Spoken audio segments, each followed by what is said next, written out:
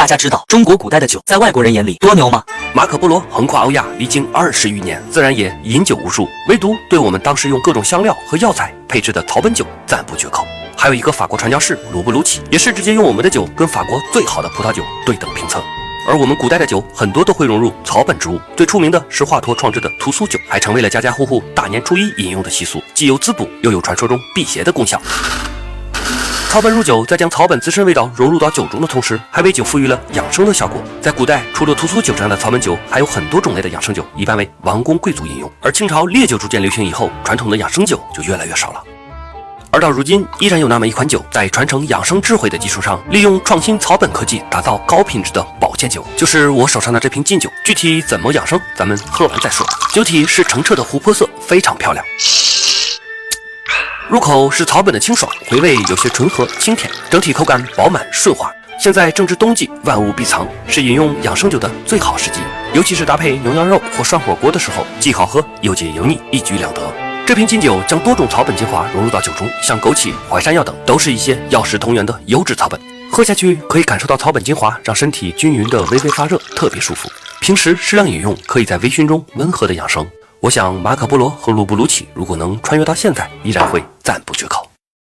众所周知，天青色在中国有着上千年的浪漫历史。今天分享给大家一款国潮风的天青色鸡尾酒，加冰可以让香气更加清新通透。颜色是用蓝橙和绿薄荷糖浆按照5:1的比例调制，柠檬汁增加了自然的气息，气泡水增加了入口的刺痛感。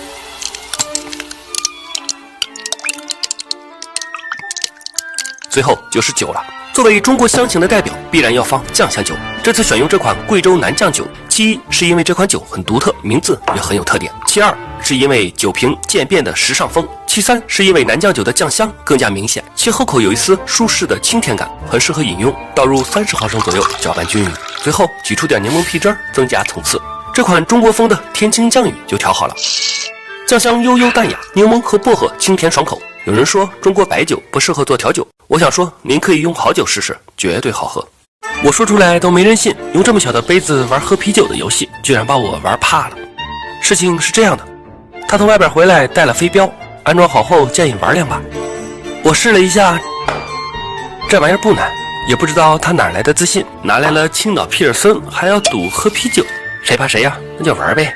刚开始我们每人1标的循环，3标一组，谁距离红心最近就算赢，那么对方喝半杯。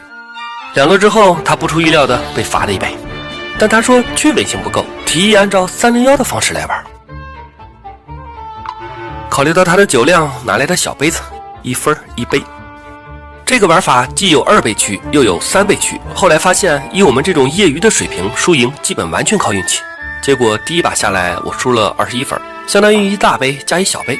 好在今天选的酒还不错，入口很顺爽。这个皮尔森用纯大麦芽经过50天低温慢酿而成，所以品尝起来麦芽的香气更醇厚，泡沫细密，回味还有干裂的酒香。喝完接着来。为什么说输赢靠运气呢？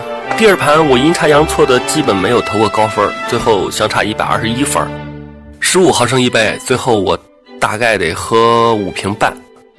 最后提醒大家一下，天气逐渐变暖了，但睡觉的时候一定要盖被子，不然很容易感冒的。提醒大家一下，又到了梅子上市的季节，大家抓紧时间泡酒了。去年邀请大家品尝的梅子酒是25.2度，很多人反馈度数有点高。今年计划尝试一些12度左右的成品。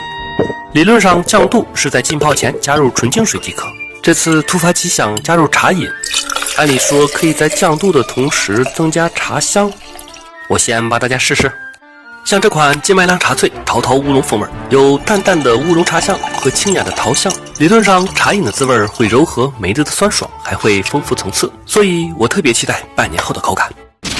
对于没有时间和装备泡酒的朋友，可以试试接下来这个便利店的调酒组合：冰块打底，用金麦郎茶萃加梅子酒加气泡水的简单组合，口感也基本满足层次丰富的预期。国产麦芽4块9一斤，进口麦芽11块一斤，2倍多的差距，那酿出来的啤酒差距会大吗？本着公平、公正、客观的原则，我在5月3日的下午重复德式小麦啤酒里的步骤，用了将近5个小时完成了对比实验。看着进口麦芽汁倒入发酵瓶的瞬间，脑海中是否会冒出一个词儿——白皮？那国产麦芽汁就是黄皮吗？嘿，你他娘的还真是个天才！其实白皮和黄皮不以颜色而区分，而是以原料中是否有小麦和发酵方式而区分的。我们这2瓶属于德式小麦，其实都是白皮，只是麦芽的色度不同而已。在经过18度环境7天的存放后，一发基本结束。过滤倒瓶后，加糖封盖进行2发。室内又2周后开封品尝。先来国产麦芽，啤酒花香气和麦芽香气层次分明，清澈干练。再来品尝进口麦芽的，一般开盖前我都会摇一下，这样开盖就会有泡沫冒出，啤酒的感觉就出来了。但这次摇大了，结果成这样了。好在最后倒入杯子的时候，泡沫依然丰富，看来只是浪费了一些，但并不影响口感。品尝一下。比国产麦芽醇厚一点，但麦芽香气和啤酒花香气有一种融在一起的感觉，层次不够分明。相对而言，我更喜欢国产麦芽带来的那种层次分明的清透感。还各剩1瓶保存起来，半年后陆续开启来监测2发的爆瓶率和保质期。前几天在北京喝了杯浓丝柠檬特调，咖啡与啤酒的融合，意想不到的惊喜。剩下多半杯带回工作室，准备复刻它。我们先来解决配料，用到的有冰块、柠檬、咖啡、气泡水和乌苏白啤，这些咱们都有。那么接下来要解决的就是比例。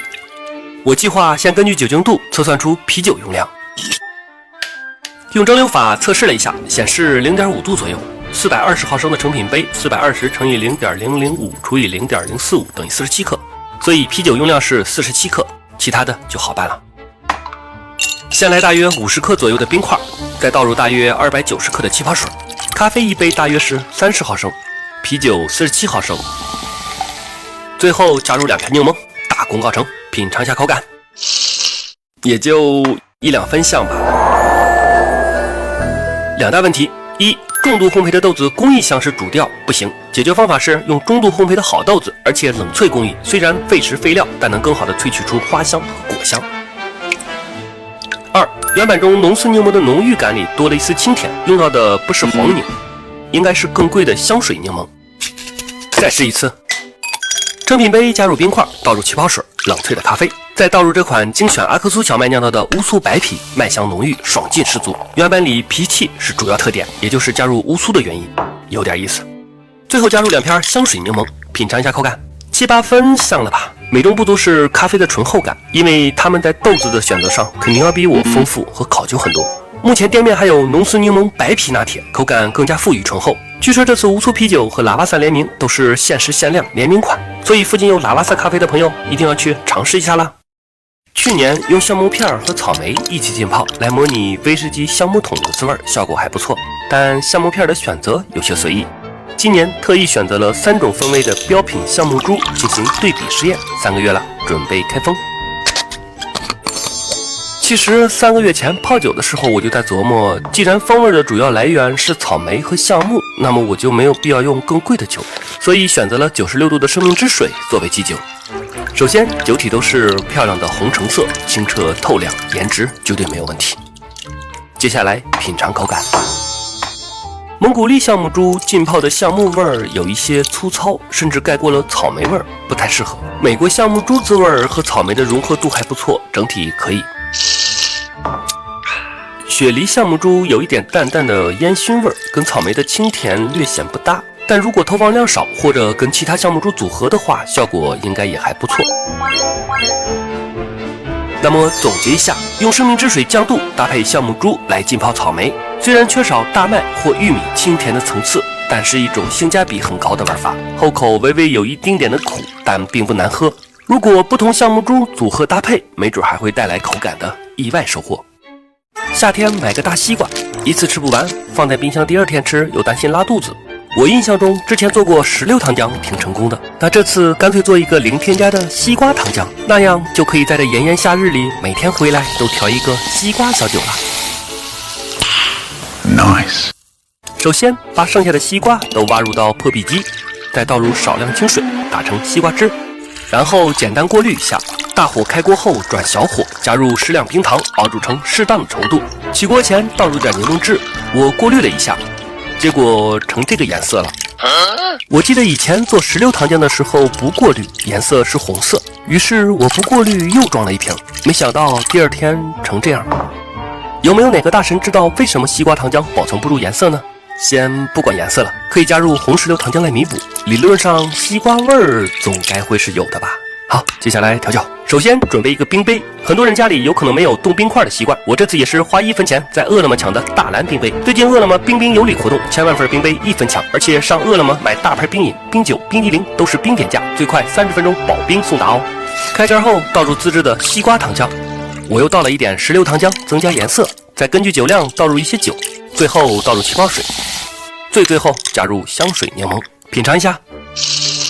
西瓜味儿还是很足的，关键是方便了很多，大家可以试试。